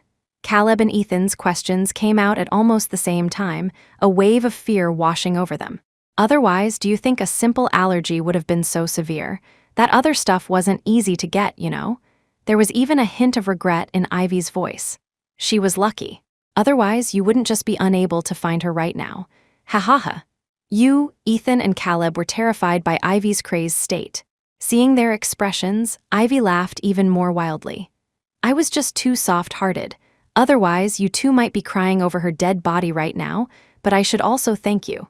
Do you know why? You were the ones who let me get close to Celeste. After all, you were the ones who arranged for me to live next door to her. Oh, do you know how I did it? With the money and connections you gave me. Surprising, isn't it? The money you gave me was ultimately used to frame Celeste if you call me a murderer. Then you're my accomplices. Slap. Ethan struck Ivy hard across the face. You lunatic. Blood trickled from the corner of Ivy's mouth. Oh, right. I was the one who broke that bracelet. Celeste's hand was all cut up then, wasn't it? It looked so painful. You didn't even care about her. I wonder if she cried all by herself. Enough. Caleb lunged forward, his eyes bloodshot. He raised his hand to strike her. Just then, Ethan's phone rang. He pulled it out and asked anxiously, "Did you find Celeste?" The answer from the other end of the line made Ethan smash his phone on the floor. Seeing this, Caleb stopped and quickly asked, "What's wrong?" But Ethan ignored him and walked straight to Ivy. Celeste changed her name. What did she change it to? Isn't the great Mr. Hawthorne all-powerful? Find out yourself. Ivy stuck her neck out and gave Ethan a cruel smile. Enraged, Ethan raised his hand and slapped her again. The blow left Ivy dazed for a moment. When she came to, she screamed at him, "Go ahead, kill me, see if you'll ever find out what Celeste changed her name to." Who else do you think can tell you now besides me? Caleb, who had been frozen in shock at the news that Celeste had really changed her name, finally reacted. Hearing Ivy's words, he quickly stepped in to stop Ethan. Let's just lock her up for now. Ethan glanced at Caleb and had no choice but to nod in agreement. Together, they dragged Ivy down to the basement. You can stay here for a couple of days. You'd better pray you're still useful. With that, they tied Ivy up. Seeing this, Ivy struggled even more frantically, screaming for help. Fearing someone might hear, Caleb quickly grabbed some tape and sealed her mouth shut. Ignoring her struggles, they locked her in the pitch-black basement. After they were done, Ethan irritably pulled out a cigarette, but Caleb snatched it from him. Caleb lit it and asked, "What's the situation?" They said she changed her name. With just her ID number, I can't find her with my current resources. Ethan took out another cigarette and lit it. The only thing we can do is go back tomorrow and ask Mom and Dad for help. By now, both of them were physically and mentally exhausted.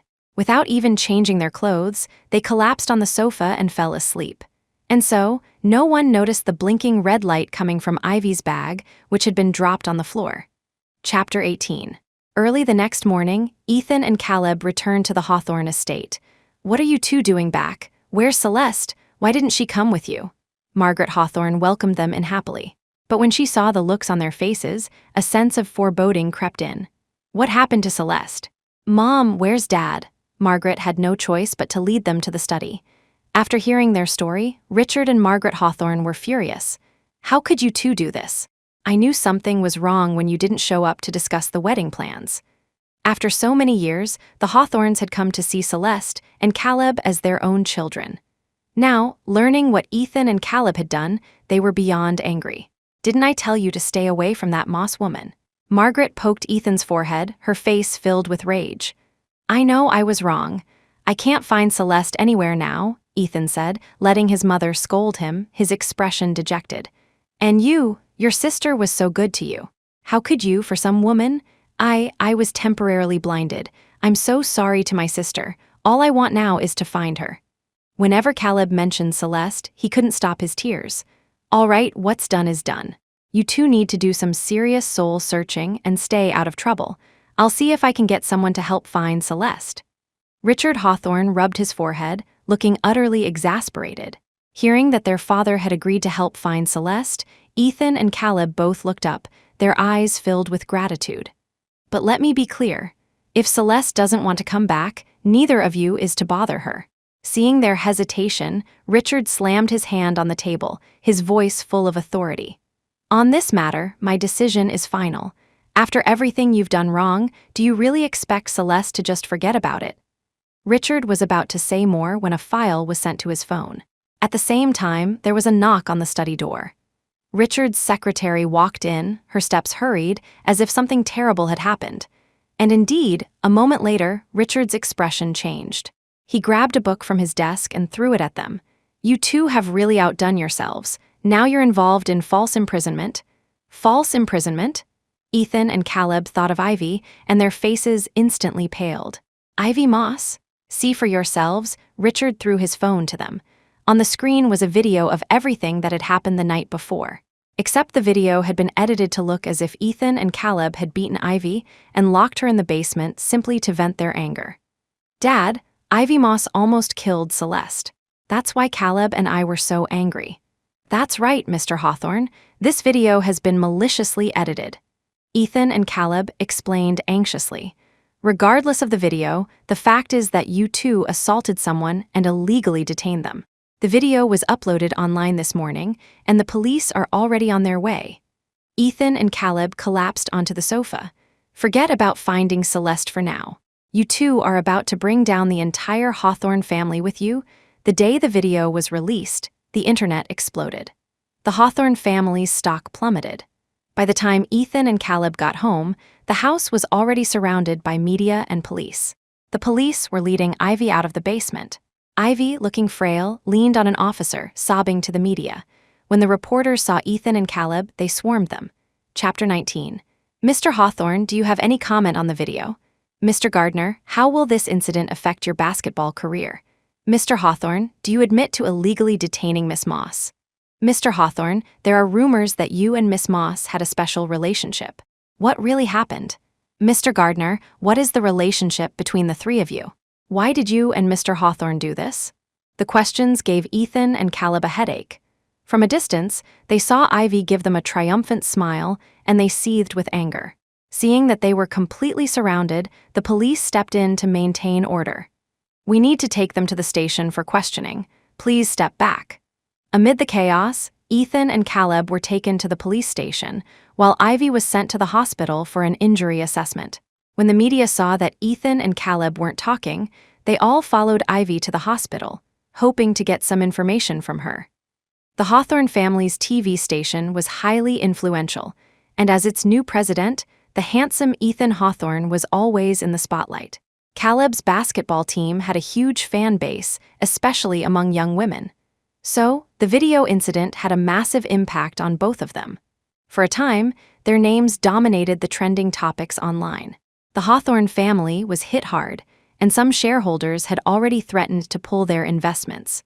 Richard Hawthorne quickly stepped in to take control and find a way out of the crisis. Ethan and Caleb were detained for assault and false imprisonment. Online, the public went wild. No matter what Ivy Moss did, two grown men beating up a woman like that is just not okay. Exactly. Look at how badly she was beat. It's terrifying. I used to have a crush on Caleb Gardner. This is disgusting. Soon, a video of Ivy's interview was released. In it, Ivy was covered in bandages, her body bruised as she gave the interview through tears. Hello everyone, I'm Ivy Moss. Thank you all for your concern. I really thought I was going to die in that dark basement. You all saved me. I'm just Mr. Hawthorne's assistant.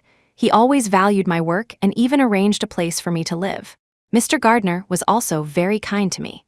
I'm just a girl from a small town, and I thought I had met the benefactors of my life. But I never knew that Mr. Hawthorne's fiancé, Mr. Gardner's sister, Miss Gardner, didn't like me. I never expected that Miss Gardner would end her engagement with Mr. Hawthorne and just disappear. And then Mr. Hawthorne and Mr. Gardner took all their anger out on me. As she spoke, Ivy broke down in tears. After watching her interview, public opinion immediately shifted to sympathy for Ivy. Oh my God, I feel so bad for this beautiful young woman. It's true, all men are trash. That day, Richard Hawthorne visited Ethan and Caleb. What on earth is this Ivy Moss up to? Richard threw the video at them, his expression furious. Dad, that video must have been edited. Ivy admitted with her own mouth that she wanted to kill Celeste. If we can just find the original video, we can expose the truth about her. Easier said than done. I've had people look into it, and they can't find anything. You two have really ruined the Hawthorne family." Richard looked at them with disappointment. Visiting hours were soon over, and Richard had to leave. Before he left, he said, "Think carefully. Was there anything else unusual about her?" Chapter 20. Diane shared the news with Celeste, who was now living abroad, over a video call. "I can't believe they would do something like that. It's terrifying." Celeste watched the video, her brow furrowed. "Even though Ivy deserved it, those two were really brutal," Diane said. Seeing that Celeste wasn't saying anything, she finally asked, "What are you going to do?" "What can I do?" Celeste sighed. "I heard a rumor that the video isn't the full version," Diane said, lowering her voice.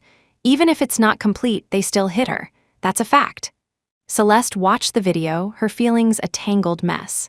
She disliked Ivy, and she was deeply disappointed in Ethan and Caleb, but seeing the three of them end up like this still pained her. "What's wrong?" Julian approached her from behind. They had grown much closer through their work together. Celeste frowned, not knowing how to explain.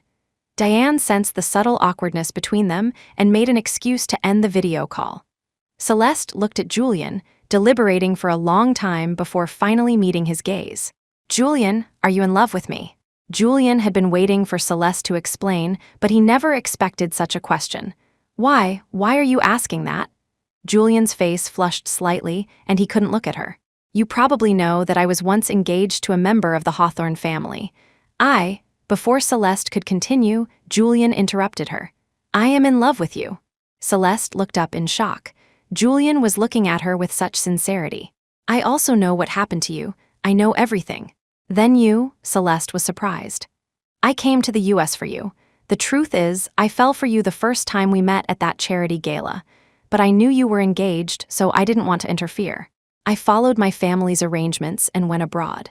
By the time I returned, I found out everything that had happened, but you had already left the country. I looked for you for a long time and finally found out that you had changed your name and come to the US. Living next door to you was also part of my plan. These past few days have only strengthened my feelings for you."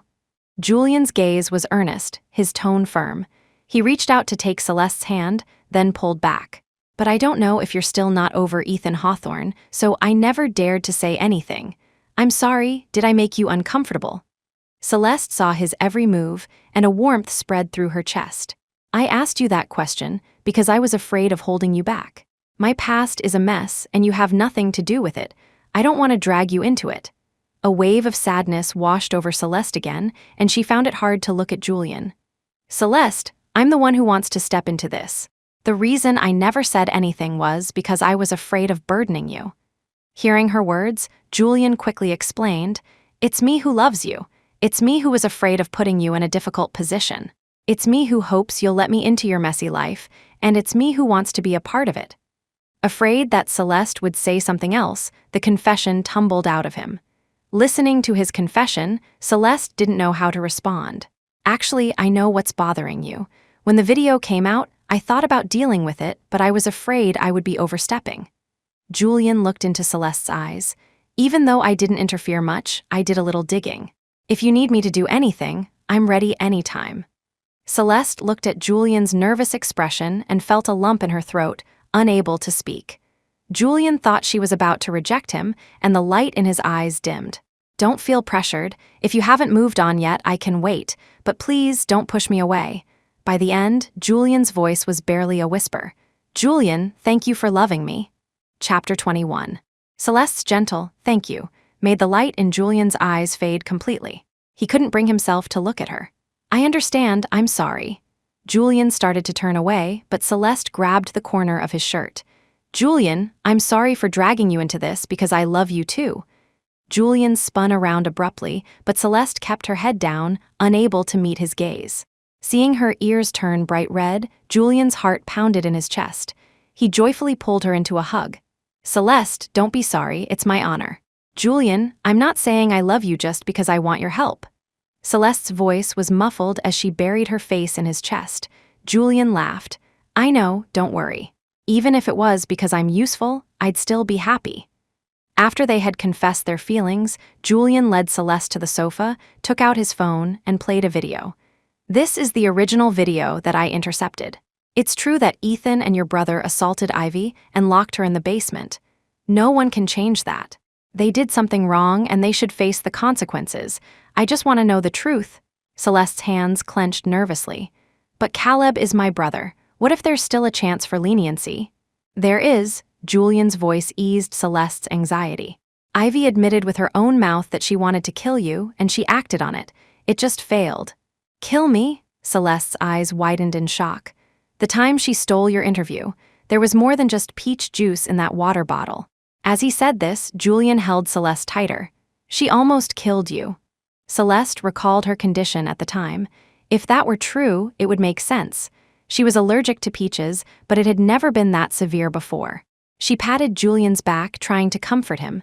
"What do you want to do?" Julian asked her. "Release the original video. They are all at fault." Celeste's voice was calm. "Celeste, are you not going to help Ethan and the others?" Julian asked softly. Celeste shook her head. "We're in the news business. Our job is to report the facts. After that, let the law handle it. Besides, I lived with the Hawthorne family for so long, and his parents were very good to me. I just don't want to see them suffer." The next morning, Julian used his family's connections to release the original video online. Netizens immediately started buzzing. "The early bird gets the drama. This Ivy Moss is ruthless. I can't believe there's a twist to this story. If someone framed my fiancé like that, I'd be capable of murder too." Let's not just blame Ivy Moss. If Ethan and Caleb hadn't enabled her, things wouldn't have gotten this far. As the online discussion intensified, Richard Hawthorne seized the opportunity and quickly issued a public statement on behalf of his company. Ethan and Caleb also released apology videos one after the other. The company's market value took a huge hit, but luckily, this video saved us. When Richard visited the two of them, he was much more relaxed. "Dad, how did you find the video?" "It wasn't me, it was the Croft family." "The Croft family? Why would they help us?" "I don't know." Richard shook his head, thoughtfully recalling his conversation with the Crofts that morning. "How is Ivy Moss?" Caleb asked. "The police have her in custody. The person who released the video was her father. Apparently, she carried a hidden camera everywhere, trying to get leverage on you." Richard snapped back to the present at Caleb's question. "Leverage? For money, what else? You don't think she actually liked you, do you?" Richard rolled his eyes at them. "You two stay in here and reflect on what you've done." Richard was about to leave when Ethan called out to him. "Dad, is there still any way to find Celeste?" "I'll try," Richard sighed and left without looking back. Chapter 22. Ivy Moss was sitting in the police station, her injuries still healing, a fresh scab on her lip. "That video has to be fake. I never said those things." Ivy slammed her fists on the table, unable to believe that someone had found the complete video. "Our technical department has confirmed that there are no signs of tampering in this video. However, the video that was initially released shows clear evidence of post-production editing." The officer sitting across from her calmly laid out the evidence. "We also have your father in custody. He has confessed everything." "What father? What are you talking about?" "I'm an orphan." Ivy's eyes darted around in panic, but she still stubbornly denied everything. "Ivy Moss is your twin sister. You killed her out of jealousy and then threatened your father to help you cover it up, correct?" At the mention of that name, Ivy's pupils constricted, and she pressed her lips together. "Officer, what are you talking about?" Seeing that she was still being difficult, the officer slammed his hand on the table and shouted in anger. "Do you take us for fools? We have concrete evidence. What else do you have to say for yourself?" Ivy jumped in fright. Staring at the evidence before her, she finally broke down. "Why does everyone else get to have a better life than me? What's so wrong with just wanting to live a good life? You can save that for the judge." With that, Ivy was led away, still screaming hysterically as she was taken out. After learning that the Hawthorne family was out of trouble, Celeste stopped paying attention to Ethan and Caleb's situation. She was busy setting up the news agency with Julian. One day, as they were returning home, they saw someone standing at her door. "Mr. Hawthorne, what are you doing here?" Celeste hurried to greet him. When Richard saw Celeste, his eyes turned red. "Celeste, my dear, why didn't you let me know you were here?" "I'm sorry, I was just so angry with Ethan and Caleb." Celeste felt a pang of guilt. "Hello, sir, why don't we go inside?" Julian said, trying to ease the tension. Once they were inside, Julian made tea and then excused himself. Richard, sensing the connection between them, asked tentatively, "Was it Julian who helped with the video?" Celeste nodded. "Are you two together?" Richard asked again. "It happened after I came to the US." Celeste quickly explained, not wanting him to get the wrong idea. Richard nodded in understanding. "Ethan and Caleb will be out in about 2 weeks. I wanted to ask what your thoughts are first." Celeste looked at the white in Richard's hair. "Mr. Hawthorne, I'm not going back. I can't forgive them for what they did to me. The only reason I had Julian help was because I didn't want to see you suffer." "Those 2 boys know they were wrong," Richard tried to persuade her. "After all, the 3 of you grew up together. It's precisely because we grew up together that I realized how fragile our bond was, that any woman could come along and destroy it. Mr. Hawthorne, you don't need to convince me. I won't see them again. I was with Ethan for years, but his actions made it impossible for me to trust him or want to marry him. I've lost all hope in him. Today, he could do this to me because of Ivy Moss. Tomorrow, it could be someone else. I don't doubt his sincerity, but his sincerity is fleeting, and I don't have the energy for it anymore." Celeste's voice was filled with disappointment as she spoke, her eyes downcast. "What about Caleb?" Richard frowned. Chapter 23. At the mention of Caleb, Celeste's expression grew even sadder. "After Grandma and Grandpa passed away, Caleb and I were all each other had, so everything he did hurt me deeply. He's grown up now. It's better this way. Thank you, Mr. Hawthorne, for raising us all these years." By the end, tears were streaming down Celeste's face, and she hugged Richard. Richard could only hold her and comfort her. "If you've made up your mind, that's fine. Just come back and visit me and your mother sometime." Knowing that Celeste would not be returning, Richard decided to go back to his country. Julian accompanied Celeste to see him off at the airport. "Don't be sad. It's not your fault." Celeste wiped her tears and nodded. "I have my own life now, and most importantly, I have you." Julian wiped away her tears and pulled her into a hug. When they returned to Celeste's apartment, it was pitch black inside. Just as Celeste was wondering what was going on, the lights suddenly came on, revealing a room filled with flowers and balloons. In the center of the room was a gown that Celeste absolutely adored. Celeste froze, hesitating to step inside. "Do you like it?" Julian hugged her from behind. "I know you didn't have a happy birthday, so I wanted to make it up to you." Celeste covered her mouth and nodded, but joy was already spilling from her eyes. Julian gently guided her forward. "Try it on." When Celeste came out in the gown, Julian had also changed into a suit. They looked perfect together. Julian led her to a mirror. He stood behind her, looked at her reflection, and said with a serious expression, "Celeste, from the moment I met you, my world couldn't exist without you. Your outlook on life captivated me completely."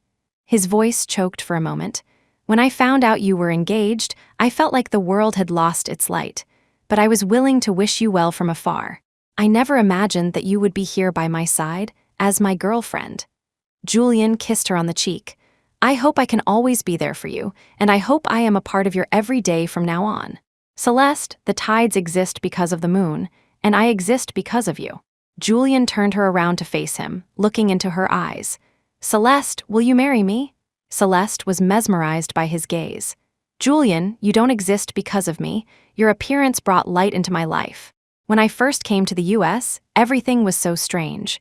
I was just a lonely soul drifting in a foreign land. But the moment you appeared, I felt like I had found a place to land. I will marry you. Will you marry me?" Celeste's eyes were already filled with tears. She was so grateful that Julian, her tide from home, had found her, the moon, in this foreign land. Hearing her words, Julian became a little flustered. "Of course, who else could I marry but you?" Celeste's tears finally fell. "Julian, I thought I would never fall in love with anyone again. Thank you." Julian lovingly wiped away her tears. "Don't cry. It breaks my heart to see you cry." He put on a pained expression, which made Celeste laugh through her tears. "How heartbroken are you?" Celeste asked, sniffling but with a smile on her face. "I need a kiss from Celeste to feel better." Julian played along, continuing to tease her. Celeste looked at him, stood on her tiptoes, and kissed him. Julian froze for a second, then kissed her back. Chapter 24. "Julian, thank you for loving me. I love you too." When they broke apart, Celeste's face was flushed as she confessed her love to Julian. Hearing her confession and seeing her blushing face, Julian suddenly remembered that he hadn't given her the ring. He frantically searched his pockets for the ring box. Seeing his panic, Celeste produced a small box from behind her back. "Celeste, you stole from me," Julian said, playfully tapping her nose as he looked at the familiar ring box. His tone was full of affection. Celeste stuck out her tongue. "You left it by the door this morning. It was pretty obvious." Julian froze, then said with a hint of regret, "So you knew all along? I had a suspicion, but I didn't think it would be today." Celeste held the ring box up to him. "Open it." Julian smiled helplessly. As he opened the box, he said, "I wanted it to be a surprise," but his expression froze the moment he saw what was inside. Next to the ring he had prepared was a man's wedding band. He looked at Celeste in surprise. "Celeste, you prepared all this behind my back, and all I had time to prepare was a single ring." Celeste sounded a little annoyed with herself, but Julian was overwhelmed with joy. He picked her up and spun her around happily. He only reluctantly put her down when she patted his shoulder. "Celeste, I'm so happy." Seeing how happy he was, Celeste took out the man's ring. "Sir, shall we exchange rings?" Julian looked at her and took out the carefully chosen woman's ring. "My lady, I look forward to spending my life with you." Not long after Richard returned to his country, Ethan and Caleb were released. A driver picked them up and took them back to the Hawthorne estate. "Dad, did you find Celeste?" Ethan asked as soon as he saw his father. Caleb stood beside him, his expression just as eager. Richard put down his files without looking up. "Sit. We'll talk." Ethan and Caleb had no choice but to suppress their anxiety and sit down across from him. "I found Celeste. She's abroad now and doing very well, but she said she doesn't want to see you." Richard looked at them, his expression serious. "Don't even think about seeing her. Celeste has done so much for you over the years. Let her do what she wants to do." "Dad, she must have said that in anger. If we just talk to her, she'll come around." Ethan had no intention of giving up. He stood up and started to walk out, but Caleb didn't move. "Caleb, let's go find her together." "Ethan, I've done a lot of thinking these past few days. Before Ivy showed up, I just relied on my sister. After Ivy showed up, I only hurt her." Caleb looked up at Ethan. "Ethan, I've been a terrible brother." Ethan looked at Caleb, about to say something more, but Caleb stood up and bowed to Richard. "Mr. Hawthorne, thank you for taking care of me all these years.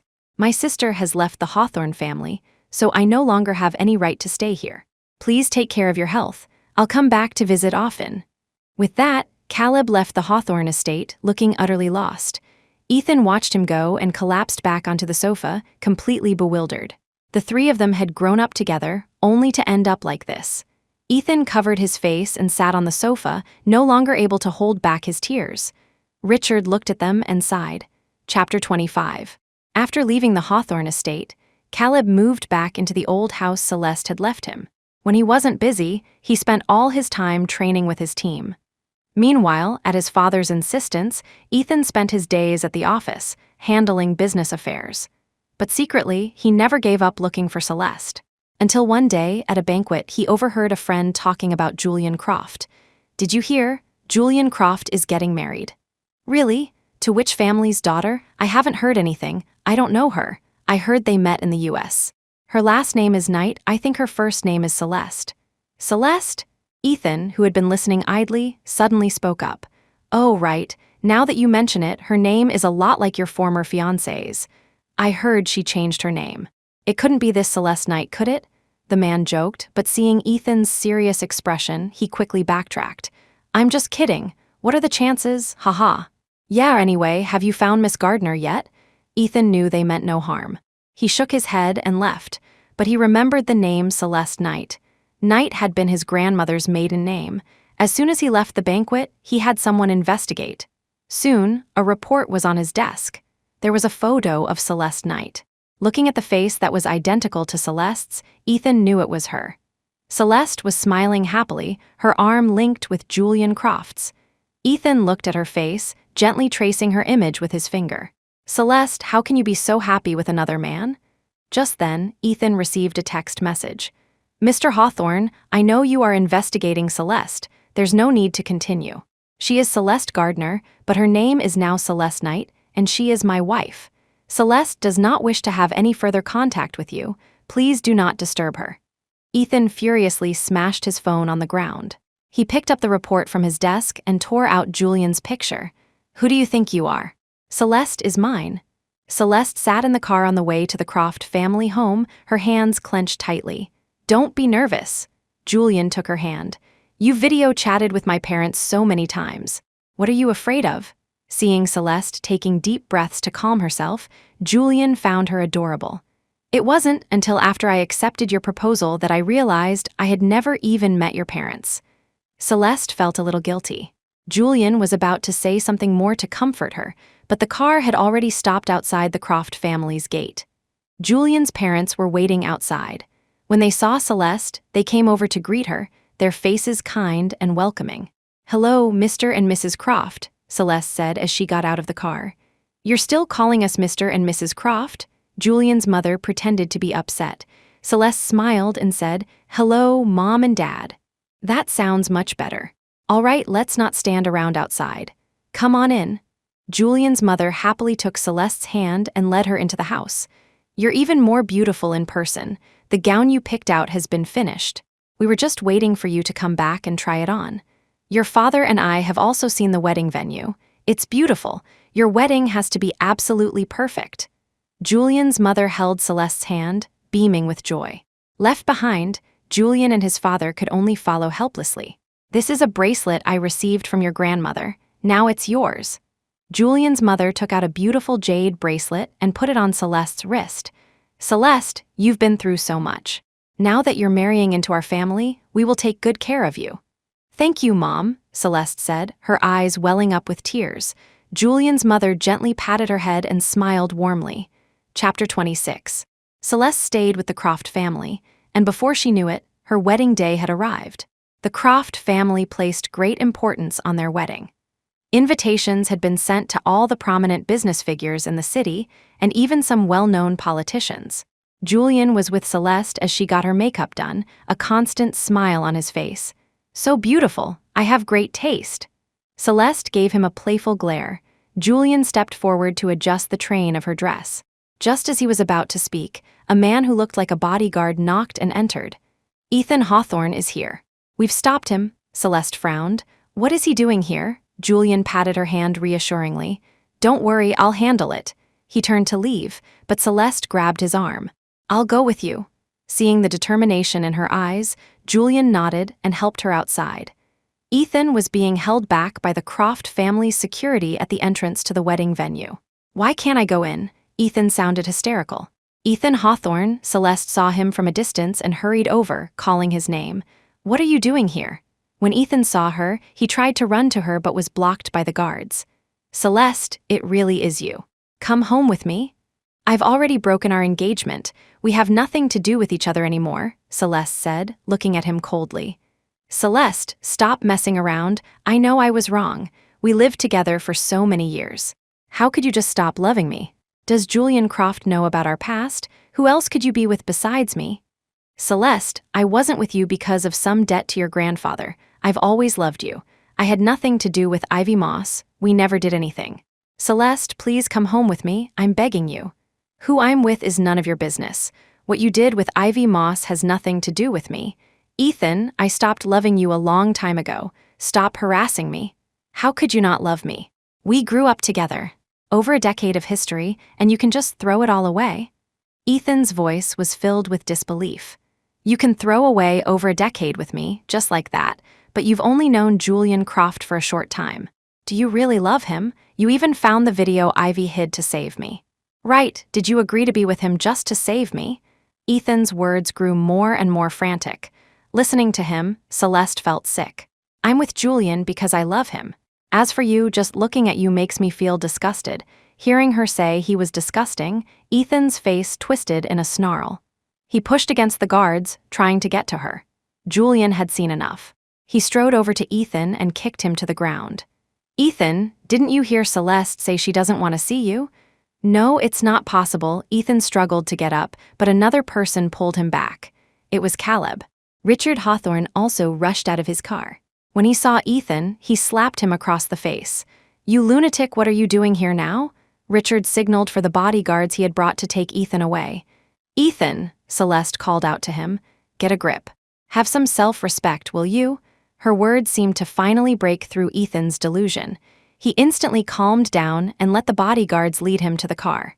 Chapter 27. After watching Ethan being taken away, Richard turned to apologize to Celeste and Julian. "Mr. Hawthorne, please don't apologize," Celeste said, feeling a pang of sadness at his weary expression. "Celeste, my dear, be happy." Celeste thanked him for his blessing and saw him to his car. Caleb stood beside her, his head bowed, not daring to speak. "Why did you come too?" Celeste asked. "Mr. Hawthorne said Ethan was here causing trouble. I wanted to help," Caleb replied in a muffled voice, his head still down. Celeste looked at her brother, her heart aching. "Celeste, I'm sorry. I know I was wrong. I'm back with the team now, training hard. I won't forget to visit Grandma and Grandpa anymore. You don't have to worry about me." Caleb rushed through his words and then turned to leave. "Caleb," Celeste called out to him, "take care of yourself." Caleb nodded and then practically fled to the car. Julian looked at Celeste and pulled her into a comforting hug. "Don't be sad on your big day. I can't be with him his whole life. This is for the best. Let's go back." Celeste sighed and took Julian's hand, walking back inside. Julian's parents, having heard the news, also hurried over. "Are you two all right? You're not hurt, are you?" Julian's mother took Celeste's hands and carefully looked her over from head to toe. "Mom, we're fine." Seeing her mother-in-law's worried expression, Celeste hugged her. "It's so nice. I have a mom now, too." After the brief drama, Celeste and Julian's wedding proceeded smoothly. The entire city witnessed the magnificent celebration. That day, the Croft family set off fireworks from morning until night. At night, a drone show lit up the city skyline. After the wedding, Celeste and Julian returned to the U.S. In the years that followed, their news agency grew larger and more influential, making a name for itself even among the white community in the U.S. Celeste and Ethan never contacted each other again. All she knew was that after crashing her wedding, he had thrown himself into his work. Occasionally, she would see him online and notice that he had grown much thinner and didn't look well. She later learned that he had indeed fallen ill. Gradually, he disappeared from public view, managing the company from behind the scenes. From time to time, Celeste would see Caleb on TV, looking vibrant and successful. Caleb still posted a birthday message for her on his social media every year, and seeing him now, Celeste felt a sense of relief and pride. But slowly, over time, the three people who were once so close walked their separate paths, their lives barely intersecting anymore. The verdict is in for Ivy Moss, life in prison. A year later, Julian showed Celeste the news on his phone. "I never thought Ivy was capable of all that," Celeste said, feeling a sense of profound emotion. She asked Julian, "What do you think would have happened if I hadn't decided to leave back then?" Julian held her tighter. "I would never have let her get the chance to hurt you." In truth, Julian was still haunted by how close Celeste had come to being killed by Ivy before she left. The thought made him hold her even tighter, as if it was the only way he could feel her presence. Celeste gently patted him. "Be careful, you'll crush the baby." Julian immediately loosened his grip and gently placed a hand on Celeste's now showing belly. "None of that will happen anyway. The three of us are going to be happier than anyone." "I know."